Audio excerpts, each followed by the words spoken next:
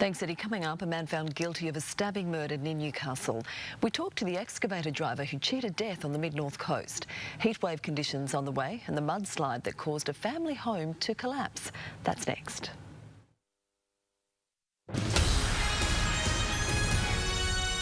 Tonight, revelations a man now convicted of murdering a Lake Macquarie woman had killed before. Exclusive. An excavator driver tells how he survived being trapped in a mid-north coast dam. I've got to get out of here. Just your instinct take over. And a man faces court in Newcastle charged over 2 of the Bowraville killings. This is NBN News with Natasha Beyersdorf and Paul Lobb. Good evening. First tonight, a serving police officer has been arrested in Newcastle, accused of sexually and indecently assaulting a 9-year-old girl on the Central Coast. Reporter Renee Feder joins us live from Newcastle Police Station. Renee, what more do we know? The 48-year-old senior constable, who is attached to a command in the northern region, was arrested here at Newcastle Police Station today. The matter dates back to 2009, when it's alleged he sexually and indecently assaulted a 9-year-old girl on the Central Coast. Still to come, a child's bedroom destroyed as a truck slams into a Sydney home.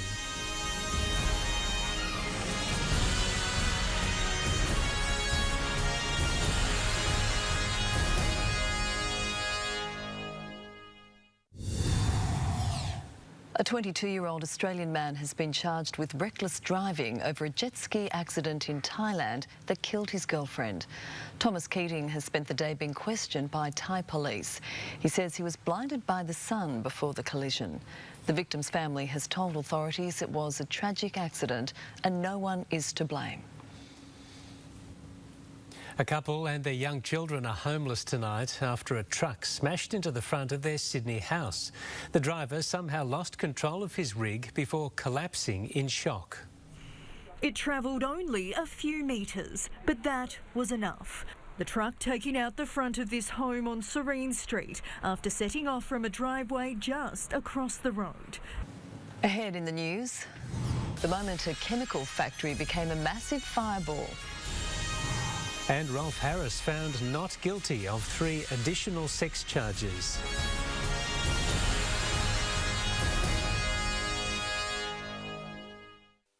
Already jailed for indecent assault, Rolf Harris has been cleared of 3 additional sex offences. But the disgraced Australian entertainer could face a retrial after the jury failed to reach a verdict on 4 other charges. Supportive from the start, Rolf Harris's family left his second trial with a decidedly different outcome to his first. The Australian share market edged higher today following mixed earnings reports. Rio Tinto shares dropped 44 cents, while BHP Billiton lost 32. The falls were offset by gains in utilities. AGL Energy lifted $1. Among the big banks, ANZ shed 4 cents and the NAB found 6 cents. To commodities, and the price of gold and oil have lifted. And the Australian dollar has fallen against the major currencies. It's buying 76.26 US cents and 85.5 yen. Well, now to Gavin Morris for a quick look at the weather. And Gav, the unrelenting heat is set to peak. Yes, it certainly is. It's been an extraordinary year so far. We saw earlier how the heat began on the 27th of December at Moree, breaking records, not just breaking records, smashing them. And as we go to the satellite image, we can see what's going on. There's just no cloud cover across central Australia, and the frontal activity is incredibly weak. Now, we're in for another extraordinary weather system. We've had so many weather anomalies so far this summer. Look at this one. On the western side of the divide, you've got hot southerly winds. On the eastern side of the divide, you've got strong, hot northerly winds. The mercury set to soar into the 40s across the northwest and the Hunter, and it's only going to get hotter across the weekend. Your local details headed your way soon. Thanks, Gav. Coming up, heavy rain takes its toll on a Californian home. And the soccer ball that's become a tribute to 7 shuttle astronauts.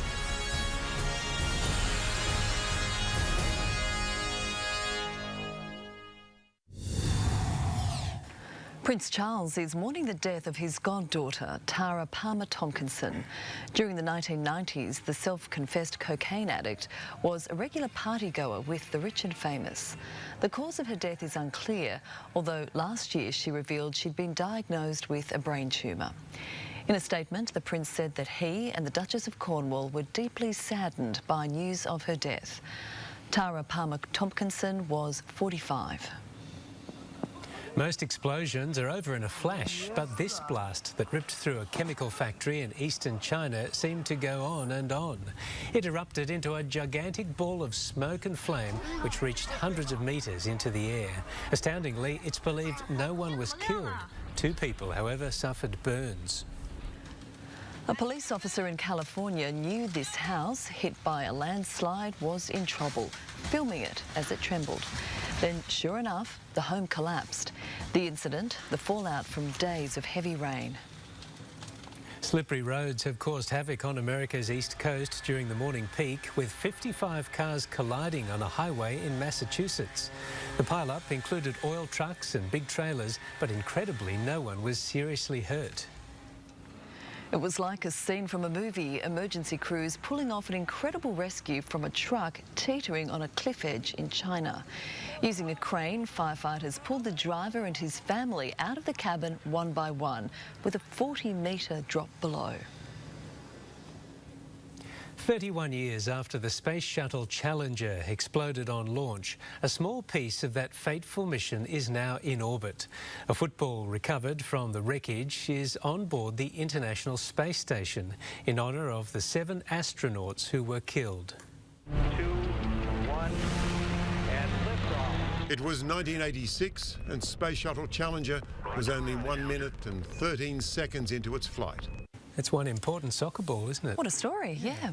Over to sport now with Paddy Kilmurray. And Paddy, Andrew Fafiti will have a point to prove in Newcastle tomorrow night. He will, Tash. His coach likes what he sees, though. Thank you. Coming up, the Indigenous All-Stars front rower looks to put last year's dramas behind him. And Supermare Winks on track to match Farlap.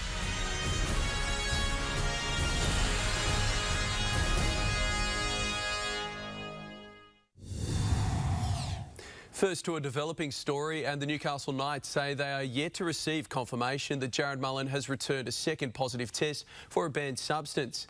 There are reports Mullen's B sample has also tested positive for steroids.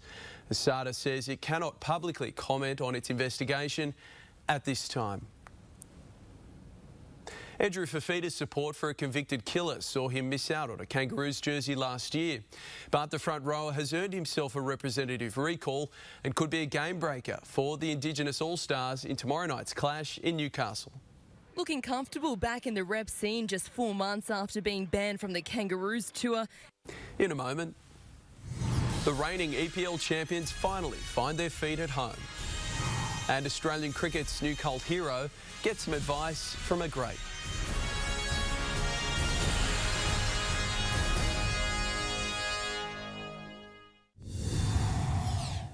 Australian youngster Matt Renshaw believes his height will be his greatest weapon in the upcoming tour of India. At 185 centimetres, he's confident of having an impact in the spin-friendly conditions. That's a great program. Off to New York. Sure is. Oh, yeah. Thank you. Thanks, Paddy. Gav has the weather for us next. Tonight's weather report brought to you by Hinterland Caravans, Australia's premier caravan dealer. 82 to 84 Courtram Drive, Burleigh Heads. Time to get the very latest on our weather now with Gav. Thank you, Paul. It's been a hot one. We've got more hot air on the way. Blistering hot throughout central Queensland. Record-breaking heat continues, and it's all set to peak. Now, the hottest licence on Earth right now is your drone licence. Plenty of photographers are getting it and producing some great new angles. This one from Jade Kennedy looking at Newcastle. Big rain in the west, the wheat belt copping it. Big falls continue right across Wyndham and surrounds throughout northern Western Australia. It's wettest wet season on record now, and solid falls right across the top, and more Moore's up to its 45th day now, where the maximum has exceeded 35 degrees. Along the coast, we had showers, a few scattered light falls locally, not much in it at all. The pool of hot, dry air is easily seen on the satellites, still not impeded by any cloud formation. Normally we get the cyclones form. We've only had one so far this season. They form and then it shades the centre as they disintegrate, and that cools the centre.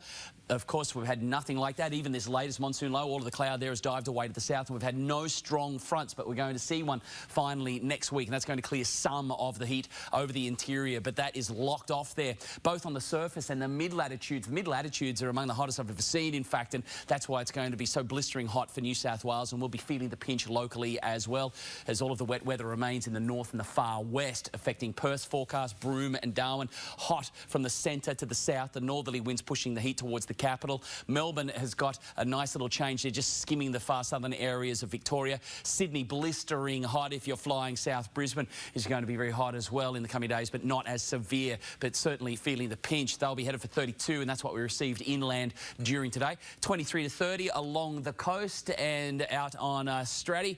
Looking at the humidity, it's been very high, hanging on to the heat overnight as the southeasterly winds remain locked in place throughout today. Any chance of showers or cloud cover is all going to burn off throughout tomorrow, so we've got more hot, dry air on the way. You've got morning westerly winds, southwesterlies, and then they'll bend right around, trying to get around to the east by the afternoon, but still very hot inland, but those winds are favourable, holding down those temperatures for us in comparison to elsewhere. But inland, we're going to see the mercury begin to rise and climb towards the mid-30s. We've got the low 30s along the coast, and the chance of a shower drying up, so predominantly fine with the cloud decreasing. The swell is still good. We've had some nice waves, 2.5 metres. It will be an abating swell during tomorrow as those winds switch. The tidal info, you've got a high early just before 8 o'clock. The low there at 2:17, sun to rise 5:25 as we move towards the full moon. And it's going to be a long, bright, hot night, and the days also scorching hot for the up and coming weekend. The heat is ready to peak in the coming days, and then the change comes through, dropping the mercury into the high 20s. And we've got some rain on the way. We should see some decent falls from that next system coming through from Coolangatta to the Gold Coast, and Brisbane also expecting rain and cooler conditions next week, and we'll need it after we get through what is going to be a very hot weekend.